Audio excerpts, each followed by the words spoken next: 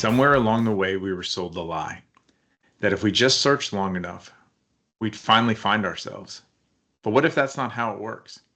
What if aimlessly searching to find something, we're wasting opportunities to build the best versions of ourselves? Leaders get told all the time, go find yourself, as if clarity just appears between meetings and crises. But in any type of leadership, that advice falls apart. You don't find yourself in pressure, you're revealed by it.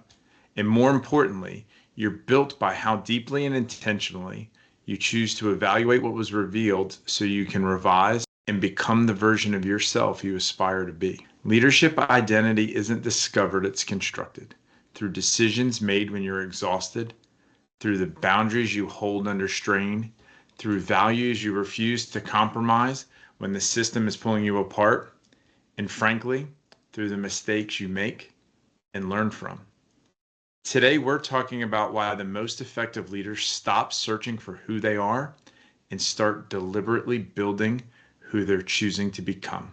Find your authentic self, but authenticity isn't discovered, it's revealed and constructed over time, under pressure, through values and through scars, and that changes how we lead. Today, we're going to unpack why personal growth isn't discovered, but it's part of the construction process, and we're embracing how shift changes in how we lead, recover, and move forward, make us a better person, and can help us become the person we were always meant to be. You're smiling. I am smiling. This topic resonates very deeply for me. The idea of an aimless wanderer versus the person who has that light bulb moment and discovers their purpose and finds a vector. What a difference. Yeah. Your glow of energy is contagious, and it hit me as well. I mean, we've been thinking about this topic for some time, but as it comes to life, the humanness and the possibility of that opportunity that is ahead of us is quite exciting. I'm so excited to have you here, and it's my favorite week of the year. It's Masters Week, so it's I'm just giddy. So between getting to do this with you, I'm going to play golf and watch the Masters. This is fantastic. It's a triple. That's it. It's a triple win. If we were bowling, it'd be a turkey. We'll take it. What was that book, Chicken Soup for the Soul? Yeah. This topic of you don't find yourself, you build yourself. When you first shared it with me, it was such an empowering moment. Build myself. I know how to take baby steps toward building, but finding yourself, how many times have we had that metaphorical question of what's the meaning of life? And then you just kind of blankly stare at the wall or the person in front of you. I don't know. If it had been figured out, it would be, printed somewhere on a corporate poster in the hallways, and we'd all be good to go. But it's about building, not finding. There's this TV show called Fast and Loud. These guys who buy old cars and restore them. And that kind of is the image for me, right? You find this old barn find, this old car. What do you do with it? Do you leave it the way it is? Do you restore it to exactly what it was supposed to be? Or do you take it a completely different direction and make it a hot rod and soup it up and do all kinds of crazy stuff with it? If you had to pick one of those three options for yourself as you find yourself at this point in life, do you go all the way for hot rod? Do you restore or somewhere in between? What's your choice? I think I'm a fan of the sleeper. The car that looks kind of normal on the outside, but is spicy underneath, and so catches people by surprise. So I think that would be the way that I would go. How about you? So yeah, definitely love that. Same in feng shui, the art of place, how you route the energy in your home. And they were talking about the shapes of homes and what they say about the owner or the builder. And homes that have giant pillars and they look really big and stately on the outside, but then in the back, there's like nothing more there. It's almost like a Hollywood prop. That's metaphorical sometimes for the life that we're living, that we want the world to see this beautiful, great, strong, capable, fancy outer. The homes that are maybe more modest up front, but then have the bonus room in the back and the, you know, the the cool features that you might not expect, that those layers of depth. But there's a sacrifice for that, because maybe the flash isn't, you know, up front. But I definitely choose that in terms of building on myself rather than finding the perfect home already built. Yeah. What is going to be behind the facade? Welcome to Imperfect, Better After Broken. I am Susan Hendrich. And I'm Jeff Servello. And this is the show where we celebrate the cracks, the scars, and the stories that make us stronger. And today, as we talk about building yourself, we're going to have some practical tips. We're going to have some embarrassing stories, but there's a good ending in some of them. We have a listener question. So this is great. This is kind of catching on. So please feel free to keep sending those questions our way. Find us right here on Sandcastle Radio, America's hottest online variety music station. You can also find us on our YouTube channel and all the socials, as a matter of fact. We would love for you to give us a subscription, a follow, a like, and make our day with a comment or a question. Jeff, we passed 30 subscribers last week, and I said, something is happening here. This is really exciting. There are 30 people out there who've decided to join us on this crazy journey. 28 more than I thought we'd have. So this is fantastic. Our spouses, besides our spouses, That's right? it. That's exactly who have right. to love us. Episode 9. We're now deep enough into the story to know that this old car we found in the barn is worth taking a look at. This topic challenges one of the most common myths that we have about ourselves in modern culture, which is that somewhere out there is some finished version of ourselves that is just waiting to be uncovered, and we just haven't arrived there yet. Not true. You don't stumble across yourself. It's not that poetic. Like, you know, like you lost your keys and then suddenly, oh, there's Jeff in the between the cushions of the couch. No, you build yourself. What does that mean to you? The image of the car on blocks resonates with me. You really can go and do anything and take any direction. How many people do we know that got advanced degrees later in life? Mm-hmm. There was a moment when we had been married about 5 or 6 years.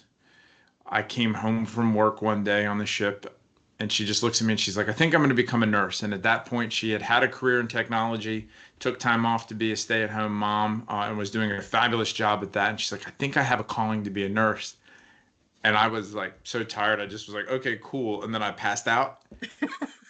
And sometime around when I woke up, she was a registered nurse. And it was just on a pivot, as my good friend Brian talks about, right? It's never a bad time for a good pivot. And I think that we forget that sometimes. We think that where we are is where we have to stay. You think about it in terms of pivots, or the car on blocks, or that scene with Robert Duvall in Days of Thunder where he's talking to the chassis in the barn and he's, maybe you're going to be this or maybe you're going to be that. You can change. You can grow. You have to pick a course and invest in it, and it can be real. How empowering. Brian, thank you for that notion of the good day to pivot. What would pivot look like for our listener? What are you out there saying, you know, I've always wanted to? Maybe it's taking a cooking class, or maybe it's switching fields altogether like Jen did. What a courageous and cool thing for her to do. It went by so quickly for you as a champion spouse, partner. 2 years are going to pass. 2028 is coming, whether we take a risk or not. What would happen if 2 years from today, you were able to look back and say, I found myself by building these incremental possibilities like Jennifer did to go create a new trajectory? It sounds so open and airy when you say it. Like you really could fill that space with anything. Picking something and connecting the dots from where you are to where you want to be, and then adjusting course. In the Navy, we would talk about, when we were navigating, we would call it current sailing. You're adjusting for set and drift. You have a straight line on the chart that says, I'm going to go from point A to point B, but the winds and the currents move you around. And every so often you adjust where you are. You refine your course based on how life is influencing you, but relative to where it is you're headed. We lose sight of that. I have clients who are like, oh, I'm so terrible at being patient. Well, you know what? You can work on that. It's not going to happen overnight. Our friend Rich Davini points out in the attributes, patience is an attribute. It's not easily changed, but it's something that you can intentionally focus on and develop skills to increase the likelihood of being more patient. You can learn PowerPoint. Heck, you can learn to play the guitar. Any of these things are doable. It just feels hopeful because you're not stuck. To be able to Set and drift. The The direction and rate at which you're being pushed off your course by the winds and currents. What that does is brings together the external conditions over which we have zero control, and our internal selections, diagnoses, our ability to pay attention to what's going on outside and navigate accordingly. Artemis 2, the astronauts landed, and Tom and I were like little kids watching as things happen. And we were just fascinated, not just by the physics of how do you decide where to place the ships that are waiting to come and greet you on the water surface. How do you decide just exactly when to pull booster and those 10 parachutes? And in aviation, pitch and yaw, which, as you calibrate and steady the direction and the altitude and the lean, if you will, of a plane, it's a constant, tiny calibration. It's not set it and forget it. Although autopilot can kind of get us in a general direction, there is this need to choose where you want to go, and then moment by moment, brick by brick, you build a house, not just because you have a pretty picture on a blueprint rendering. What a great image and gift you're giving the listener with that, right? And I think about the assessments we do with our clients, and when we work with people and we give them a DISC or an energy leadership index or a 360 assessment, and there's all this learning that could happen and it feels big. But the first thing we tell people is to just generate the awareness. Feel confrontational. We don't tell people to just become kind and friendly right away. That's nice. Please do that. Like, try. But it's also like, when are you feeling the urge? When you feel the tension, how do you, to start with that awareness, and really becomes the first part of this change, is the awareness of the conditions that you're in to really want to do that before you start adjusting for pitch and yaw or correcting for set and drift. It's that orientation phase of this is where I am positionally, attitudinally, and how is that suiting my condition for what I want to do. When you taught me the term set and drift, I was imagining my brother and I, when we would swim in the ocean, sometimes when there's undertow or there's a current that there's always a current, but sometimes when it's strong, you see your parents up at where the umbrella is and the blankets, and they're there, but suddenly you're just hanging out, talking, meeting people out in the water, and suddenly you find yourself having drifted a little bit down. And so you spend half the day sometimes resetting to where you want to be, coming into awareness. Oh my goodness, I've drifted farther than I thought I would, and making a decision about what to do that. Maybe you've landed in front of a really cool part of the boardwalk where there's a ride you want to go check out, instead of having to bring yourself back through the water. So you get to make decisions wherever your awareness becomes present. Just like Brian said, the pivot moment, you get to decide if you're going to pivot. Aristotle, the ancient philosopher, said, we are what we repeatedly do, not what we imagine, not what we intend to do. We are what we repeatedly do. What action in motion do we want to take at any given moment when we become aware that there is somewhere we would like to go? It speaks a little bit to a level of identity. We are what we repeatedly do. The number of musicians that are out there. I recently went to a concert. The professionals on stage are at an incredibly different level than the people I know. And I have a couple guitars in my office. I noodle around. Am I a guitar player? I don't know. I'm definitely not the kind of guitar player that's on stage or a golfer. I golf multiple times a week. I consider myself a golfer. I'm certainly not a PGA quality golfer. What you're repeatedly doing, how is that relative to the context to which you're trying to apply the skill? When people are trying to make these changes, how should they approach it? Is it about self-discovery? Is it about exploration? Should it be about not being enough or being driven by wanting to be something different or something more? How to build yourself while you are busy trying to find yourself. Tune, test, and learn. A repeated approach that has done me well over the years. Tune, what's going on? Where am I? Am I in the right place? Am I surrounded by the right people? Is this job something that is drawing out my gifts and allowing me to do what really lights up my eyes? Tune. Test. Well, I want to make a tweak. I want to try something new. Instead of I'm dropping out right now, let me open up a cookbook and see if I get excited about looking at these recipes. Let me take a single night's class and see if I can't get a friend to come with me and dabble, right? Test and then learn. And that's another form of tuning where you go back in to say, what is feeling good about this? What is not working? It's that constant adjustment. Jeff, golf is a part of my life. It makes me so excited to hear. Wait. I don't know where you're going with this, but I'm here for it. Yeah. You're like, wait a minute, what? You've never talked about golf before. It's a part of choices and consequences that, in fact, are so extreme. I wouldn't be here if it weren't for golf. May I tell you a quick story about my dad? Please. I'm so excited about this. Okay. So my dad was a golfer and in Long Island, New York, and in the 50s and early 60s. And he became a caddy. And on Long Island, there's some pretty awesome golf courses, as you well know. So he's working at the golf club and he as a caddy, and you get to meet interesting business people, fun recreational folks, golfers coming through. He always known that he wanted to be a chemist, but unfortunately, at a very young age, his father died, my grandfather, whom I never met. And so dad couldn't continue his education to, he had to drop, he had to help take care of his mom, my grandma, and his sister, my aunt. And so here he is working as a caddy, making, I didn't realize you can make bank as a caddy if you're really good at it. And he was that guy.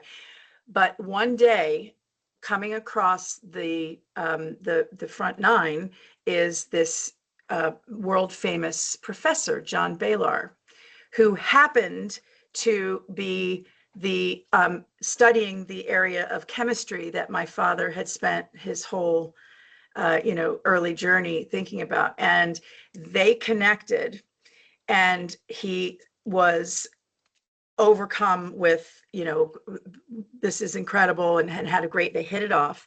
And John Baylor invited him to come to the University of Illinois for a scholarship, PhD program. And the rest, including me, is history. That one moment where my dad decided, when he saw this guy who had been his idol, this guy, I literally have his textbooks. If you took a chemistry class in college, you probably have his textbook on your shelf. And my dad, in that one brief moment, decided to make his desire known in a scary moment where he had not the means, he had not the mode, and he certainly didn't have the measure to just drop everything and make this new life. But he was open to possibilities, and he recognized a moment and was willing to take a risk. So that is one element. Openness and willingness to take tiny risks can turn into big moments. I get goosebumps when I tell you that story. Yeah, that's such a cool story. And kudos to your dad for taking that moment to put himself out there. How often do we have that thing we want to say? We wish we would have asked the person for their phone number, whatever it may be, and we don't. It's funny that you talk about fear in that sense. I read this morning, you're not afraid of failure. You're afraid of people seeing you fail. Oh And boy. and That you know, hits. and that really that just hits, because think of all the things we do in our house that we get wrong. You burn the dinner, you practicing the guitar and it doesn't sound great, or I'm working on a proposal and I've got to re-edit the section. That's not the scary part. The scary part is posting the video of you playing your guitar. Like my son has an Instagram account where he posts videos of himself playing guitar. The courage that takes. Last year, my daughter participated in a Miss Niece contest. She got out there and shared her poetry with people. That was the most courageous thing I had ever witnessed. Like next to seventh graders, high school kids are like the scariest thing in the world, right? They're like trolls living under a bridge sometimes. Like they're just mean, or they can be. And my daughter, in this radical act of courage, shared her poetry with people.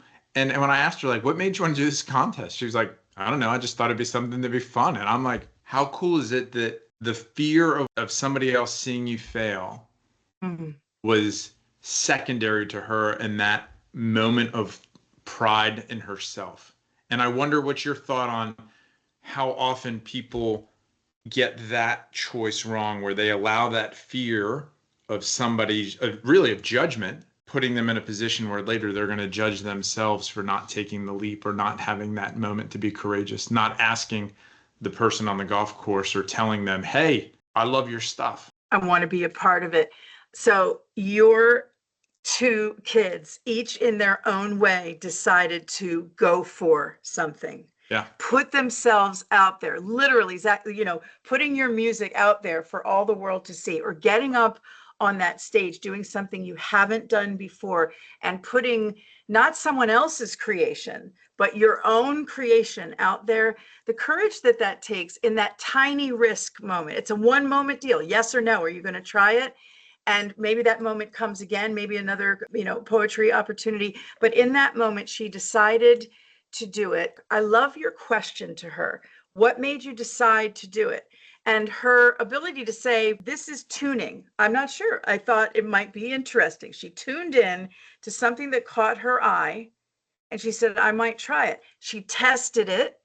And how did it go? What happened when she gets up there? Wow. And I'm interested to know how it went. And then you learn from that moment and you make decisions about whether you want to try that again. So how did it go when she put herself out there? It was incredible. 100% unbiased. But watching the people in the room, as I often do, you know, most of the talent portion was people like dancing and twirling things and playing instruments. And she got up there and shared something very raw and personal. And the reaction of people in the room, there was a lot of people who were just stunned. And then afterwards, people coming up and congratulating her. It's pretty cool. Like, it just was neat to see that, to watch her beam with the accomplishment of, I did this thing. It's probably one of the things that I am most proud of watching her accomplish as a father. So it was really neat to see. Wonderful memory. And when you talk about both of your kids, your eyes just sparkle. And part of that is just that they try. They don't have to, you don't have to win every contest you enter. You don't have to have a positive outcome. It's the act of trying. So your question about what to do and how to activate that willingness to take a risk. Do we tune in enough to our own inner draw toward what we are wanting to do versus a script that was handed to us, what we think will earn us the money or get us the societal recognition? So often, the fear that keeps us from exploring, doing, retrying the thing that we'd like to do has to do with a script that either someone actually handed us, or even worse, we make up a story in our head that I can't do this because that's not an activity that someone, quote, like me, whatever that means, is meant to do.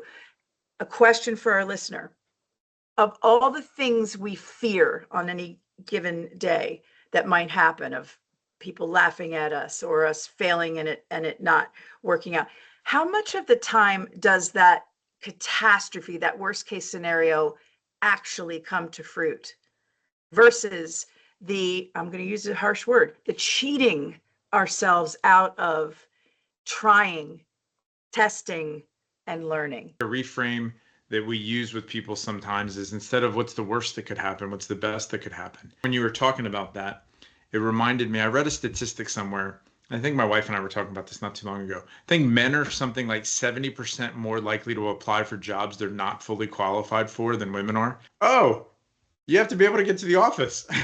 I can do that. Never mind that you have to have a degree in astrophysics. I'll figure it out, right? Send, right? I applied. And women have this natural tendency or societal pressure on them to feel like they have to check all the boxes, where I'm like, oh, I can put my name on the paper. I'll sign up. So where does that come from? So you're a guy and I'm a gal. So we have two different lived experiences just by that fact alone. I'm exactly what you and Jennifer were talking. I'm that side where in most of my career until the last 10 years, it all broke loose. And now I don't, I'll just put myself out there. But by most of my life, if I didn't have every one of the boxes, and not just have one of the boxes, but like indisputable strength, I wouldn't do it. Whereas you're saying, I'll put my name out there. Where did you learn to put yourself out there like that?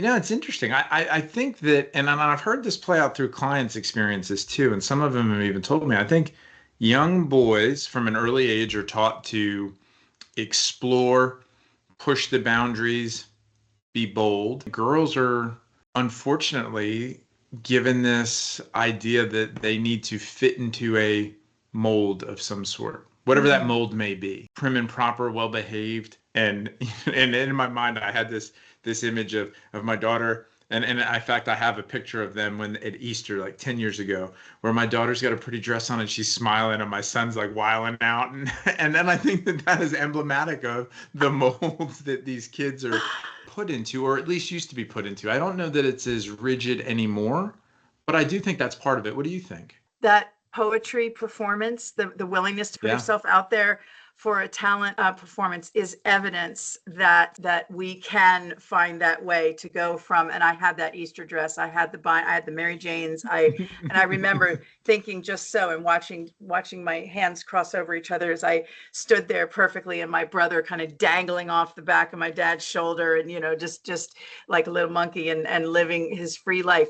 I love the movement we have, not only in our culture for girls and women, but I think even the constraints that boys, and young men experience, there's starting to be more of a trend toward try something, put yourself out there. And I credit, and rarely do I credit social media, but I credit social media for this, because even though a lot of the time what we look at on Instagram or on other social media channels is polished, filtered perfection, a lot of it is just goofy, playful, kind of putting yourself out there. And you can practice. Back in the day, you had 13 shots in your camera, and if you blew it at the beginning of the trip, that was your roll of film. Now you can take and retake over and over again. So if you become yourself when no one is watching, you get a little bit of a chance to practice instead of feeling like you have to just use one of your 13 shots and get it right. Yeah, your camera metaphor really resonates. My daughters and her friends, when they're taking pictures, are like, camera on, like all the angles. And I'm like, hold on, we're going to get just the right one. And I pride myself on getting the one. And it drives my daughter nuts. And it drives me nuts when I get my phone back after I ask her to take a picture of my wife and I. And it's like, there's 300 pictures of the same shot. Looking for that one moment. But it really is like, why? Why not? Why not just delete it? Just start over, just pivot. So then that leads me to the question, right, is what's the role that failure plays in building the next version of yourselves? And when we originally wrote the question, I had it as the best version of yourself. But I think maybe the next version of yourself is a better way to phrase that. What do you think? I love the next version of myself, because I'm certain that the next version of myself won't be the last version of myself, and the beauty of the iteration of the human, actually the biological existence. We replace ourselves almost completely every 60 to 90 days. So whatever you are right now, the lysosomes are doing their work to clear out all the things that aren't working, and the regenerative power. So what is the role that failure can play? I go back to your car in the barn. If we just look at that car, the rust and the weeds growing up and around it in its current state, we might call that a failure. And somebody doesn't open that barn door and say, perfect, done, it's good. They inspect, they strip the rust to see, do you ever go into look at a house you might want to buy, and you see nasty carpet in there, and you're like, I wonder, what do? You go into the corner of the room and you inspect, you lift it up and you say, wow, there's hardwood under there. So you explore, you replace systems in the vehicle, you test what still works, and then you honor what's worth saving. That's personal growth. And then the restoration part, it's not about the failure of the of the carburetor or the external trim. It's about the fact that it served its purpose, and now it's time to replace or repair or restore and move on. So in my view, though, failure is just when parts of you have either served their purpose or they're misaligned and they simply need to be tuned up. If we could just treat failure as an expected part of the journey, like Thomas Edison and his 10,000 ways that it won't work, or Babe Ruth and his 1,334 strikeouts that got him that much closer to his next home run. It's just part of the story. Then we'd be so much less likely to use the second arrow and beat ourselves up when failure enters. Yeah, I think that's incredible. The way we frame failure, as opposed to it being this axe falling, kind of almost like a guillotine, just whoosh, as opposed to, I'm learning from this. It's a data point, correcting for set and drift. I'm seeing where I am relative to where I want to be and making the necessary adjustments. I changed the carburetor out. Did it work? No. What do I need to do next, right? How do I continue to troubleshoot to get to the end goal? Instead of shying away from failure, we need to lean more into failure. And I really came across that a couple of years ago when I was reading a book called The Comfort Crisis by Michael Easter. Good one. And he talks about misogi. And for folks who don't know what misogi is, it's this Japanese concept or process where you pick this big, hairy, scary goal. And I think in actual misogi, it's supposed to be something that you only have maybe a 50% chance of surviving. So I'm not encouraging you to do something that maybe might put your life on the line, but maybe pick something that's scary, right? Like, I've never run a marathon. Maybe I want to try that. And nowadays with all the AI resources, hey, ChatGPT, I'm a well-seasoned person, not in my 20s anymore, who doesn't run frequently. Help me come up with a plan that in the next 180 days has me ready to run a marathon. But this idea that there's this thing, this mountain to climb, this dragon to slay, and endeavoring towards that, it kind of made it like, okay, it's cool to lean into that idea, knowing that I may not win or may not be successful, but that the growth occurs in the attempting and in the processing and really challenging yourself. Like, when's the last time any of us have really challenged ourselves to be the best version or the next version of ourselves? Every single time we'll choose the comfort of the already dug neural pathways over the novel, even when the novel new opportunity is better for us, stronger, faster, more capable, more satisfying, joyful. We still will default to what is familiar. And that's evolutionarily understandable, because what is familiar tends to be that which back in cave people days would keep us alive. Otherwise, we wouldn't still be here. The problem is that need for constant innovation and that need for moving forward, even without confidence, is even more sophisticated, more nuanced than it ever was before, because there are so many paths that people can take, and the planet has become so much more saturated. You've got to build your confidence through evidence, trial, and error. You don't hear about trial alone. Trial always comes with error. That failure is a necessary part of the cycle of rebirth and change. Yeah. And I want to build on something you just said there about the evidence piece. I think that it's so important that when you're intentionally trying to accomplish something, really define what it is victory looks like, or what's the evidence you're searching for, so that it's not whimsical. Oh, is it the applause, or is it me playing the song without an error? Because if you're playing for the applause, no matter how well you play, if the applause isn't what you want it to be, you're never going to be satisfied. And if you're playing the guitar or the round of golf so that it's something in your mind, but yet the adulation on the other end is better than you expected, can you ever find satisfaction? So I think it's really grounding and defining for yourself, what does success in this look like, so that you really have a good frame of reference. Again, if I'm judging for set and drift, I have to know where I'm going in order to make corrections or to judge progress.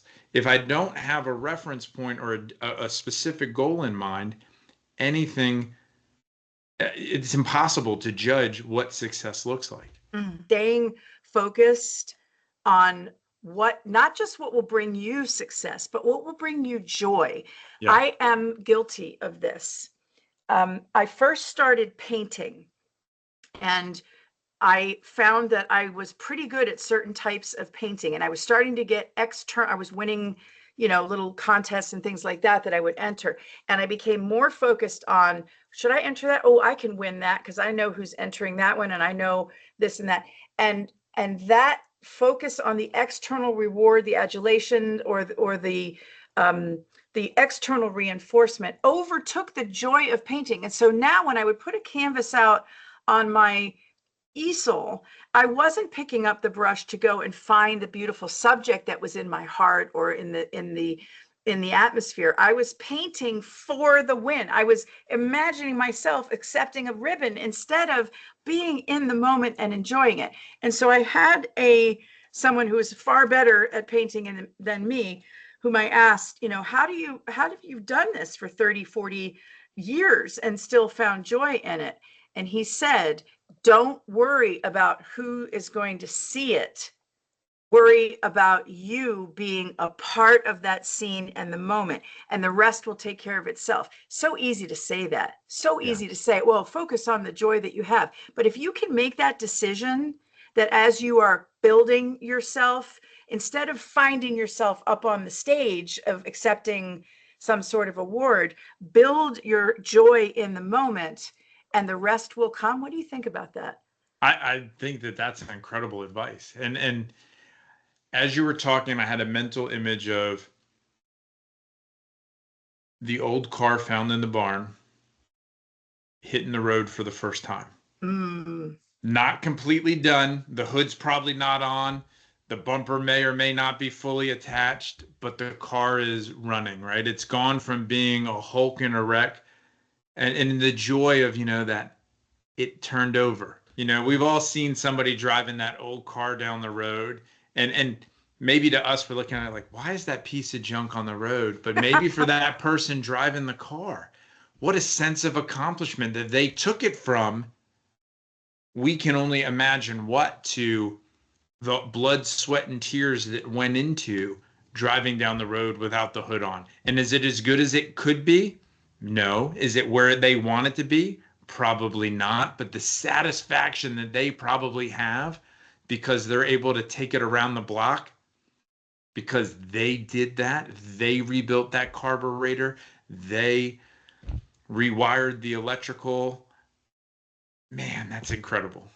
Yes. So, dear listener, what are you looking for as it relates to the process itself, the restoration, the tinkering, not just the ribbon accepting, but where can you find that joy that allows you to move out of your prolonged comfort zone disguised, that's really thinly veiled stagnation, and move into trying something new that could possibly bring you untold joy from the adventure of being able to tune in, to test, and to learn? What's that thing that you've been thinking about doing and avoiding because it feels so mountainous to be able to go reach it?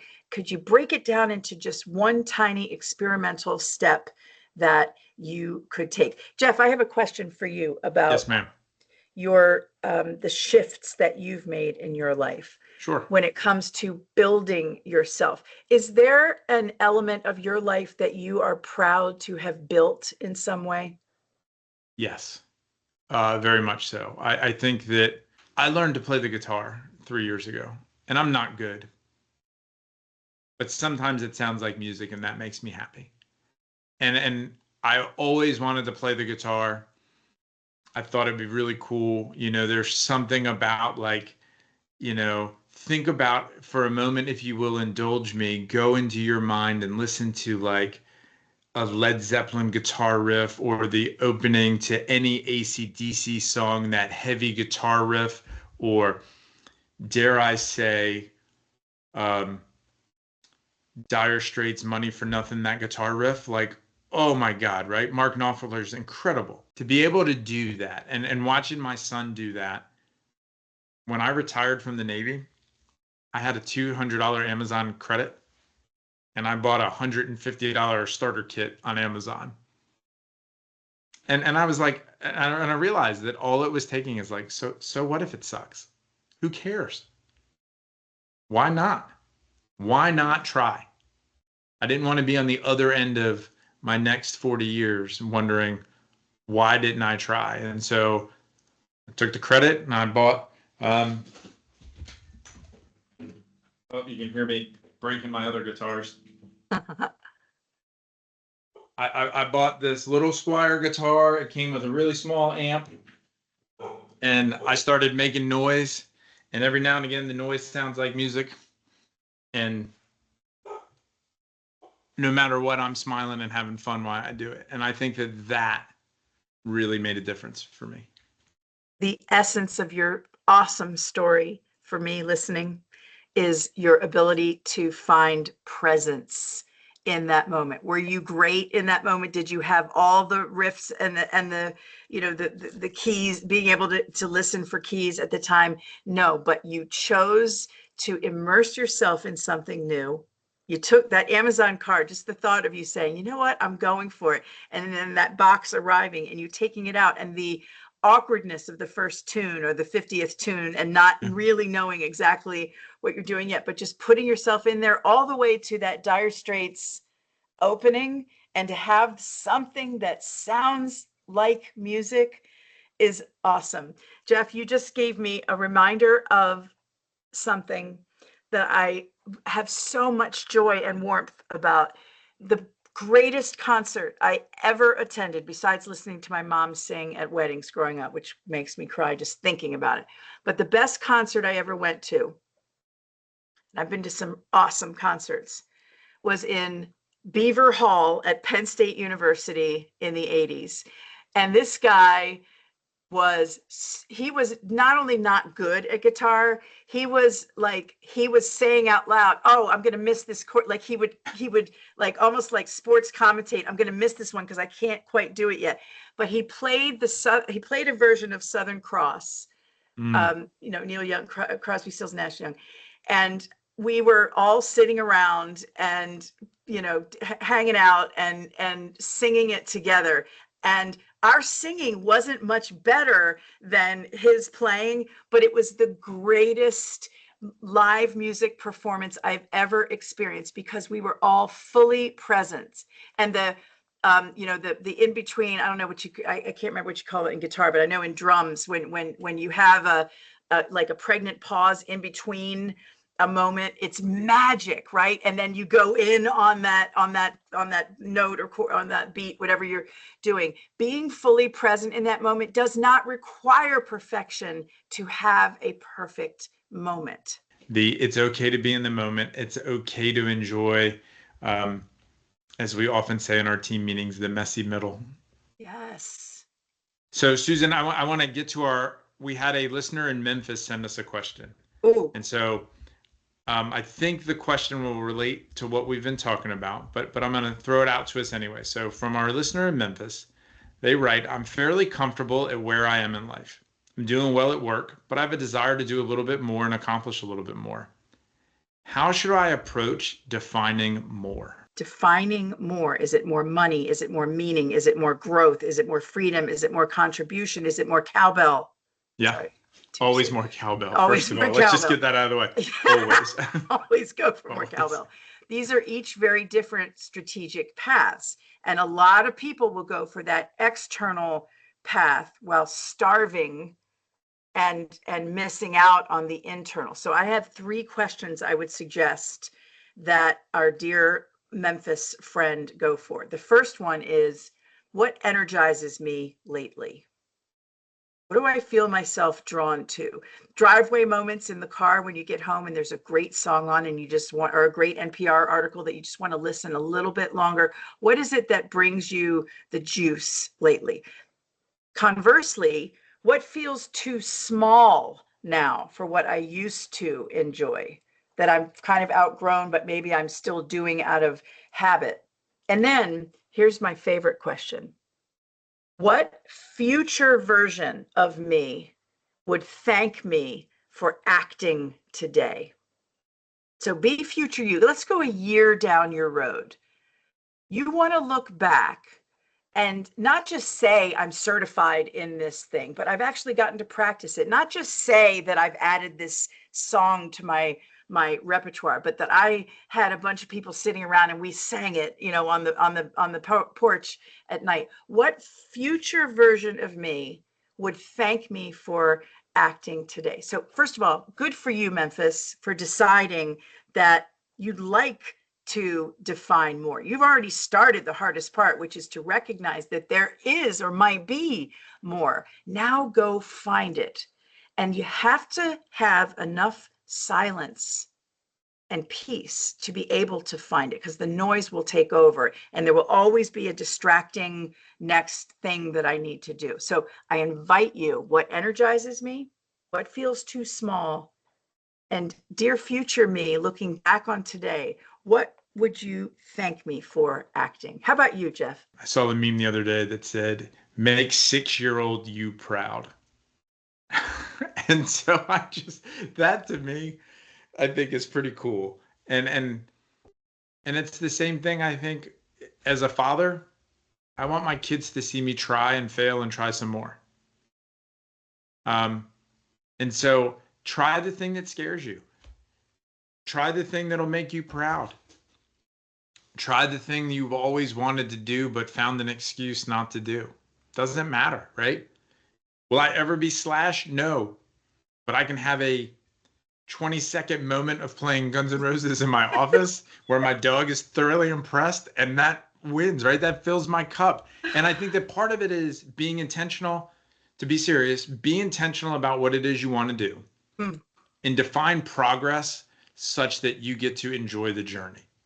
If I decide that in golf, my entire success as a golfer will be if I ever have a hole-in-one, I'm going to be really miserable because that is such a rare feat. But if I give myself a window of success, right, a minimal viable product and and I can enjoy everything in between, then I am giving myself an opportunity to be present, to be in the moment, to enjoy the progress, to enjoy the messy middle. And I think that that's kind of when you're defining more. Maybe you want to make $1 million more than you already are, but enjoy the fact that you made 10,000 more. Or I want to learn to play the guitar. Enjoy that you learned your first song, or you played your first set of scales without making a mistake, or that you went and played around the golf, or that you got a handicap. I mean, all these things that are challenging, just enjoy the process and enjoy the thin slices that add up to more. Tiny moments, all requiring presence. What a travesty it would be if we got to the end thinking that that's where the joy, the satisfaction, the love, the enough lives. And it wasn't that at all. that made the difference, but the journey along the way. And if we miss it because we're too impatient to try to get there. So I'm thinking about COVID as we wrap up in a moment. During COVID, workforce shifts were seismic, right? After the pandemic years, millions of people reassessed their career paths, their identity, their lifestyle, their purpose. Why did they do this? Because disruption often forces reflection. It's an opportunity. When the old map burns and we no longer have something in front of us telling where to go, we suddenly can think about where do we actually want to go. When there was a town that was destroyed by a tornado, Joplin, it was in Missouri, and the town people had a voice now. They said, you know what, we don't want the grocery store here. We want to try it over here. And we want this, we want to make this center street wide with beautiful flowers in between. Sometimes the devastation and the complete obliteration of what we thought we had or would have forever allows us a chance to create a new map. And that's where kintsugi is so powerful, because kintsugi teaches us that those repaired cracks, or those new placements of the pieces are part of the beauty, not hidden, honored. This is a question I'm taking away from our discussion today, Jeff, which I have thoroughly enjoyed. Who do I want to be a year from now?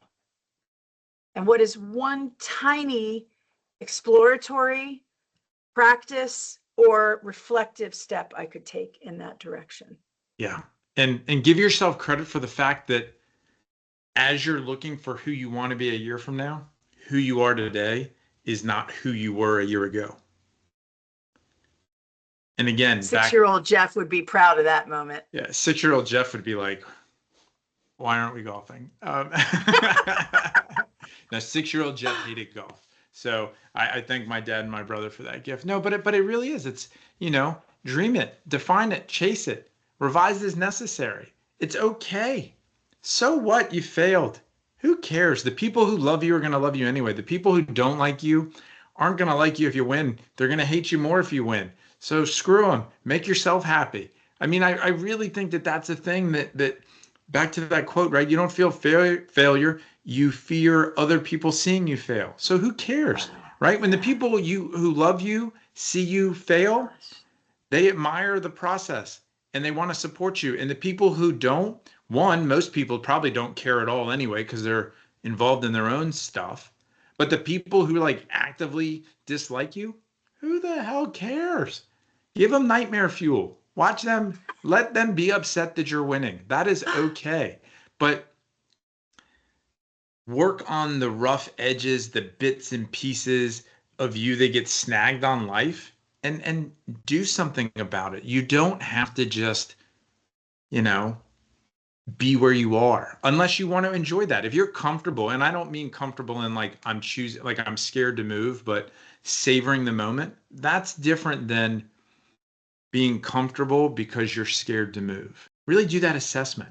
I'm going to be here for a minute in the car listening to the song, or I'm going to take a month-long sabbatical to enjoy that. Cool. That's different than, God, I always wanted to run, but what if the people driving down the road laugh at me? Brilliant. Basketball courts across this country are filled right now with people who would love to play for the NBA, but they are enjoying themselves today, right now, with the people around them because they choose to go with what they have in front of them. You don't have to be Slash in order to give a great concert in the living room full of fellow freshmen in college. And so as we end this week, I want to challenge our listener. You brought up about little kids on basketball courts, and so maybe this will resonate with the audience. At some point in our life, we all dreamt of taking that game-winning shot or scoring the game-winning point. And I think about all the times in my driveway, I took 3, 2, 1, and when I shot and I missed, I didn't hang my head in defeat. I grabbed the ball and I went back and I went 3, 2, 1. So have your Again. 3, 2, 1 moment. Practice. Shoot the game-winning shot. Dream of being Michael Jordan. Dream of being Kobe. Dream of being the artist that sells out. And you know what? Do it for you. Do it for you. Do it because that next thing is important. Tap into that moment of hitting the game-winning shot in your driveway, which in your mind is probably Madison Square Garden or wherever it is. Have your Olympic winning moment, but have it because it makes you happy, not because somebody expects it of you. Wow. Internal reset. This episode, this discussion has just been fantastic. Thank you for the inspiration, the permission, and the accountability for going forward to live into what builds you, not what builds an image outside that doesn't match who you are on the inside. Jeff, thank you for spending time with me today. This was a joyful discussion during your Masters meets my own golf game week. I'm thrilled to be spending time with you. Yeah, thank you, Susan, and thank you to our listeners for joining us here at Imperfect Better After Broken, right here on Sandcastle Radio, America's hottest online variety and music station. This has always been a blast, and we look forward to seeing you on the next week's episode. Awesome. Thank you so much. Like, subscribe, and give us a comment. Tell us something that you are willing to try and put yourself out there. I'm Susan Hendrich. I'm Jeff Servello. This is it. We did it. See you next week and every Sunday at 6 p.m. Eastern. And we will look forward to hearing what kind of experiment you were willing to take. Jeff, thank you so much. Take care. That Bye-bye. was awesome. Bye now.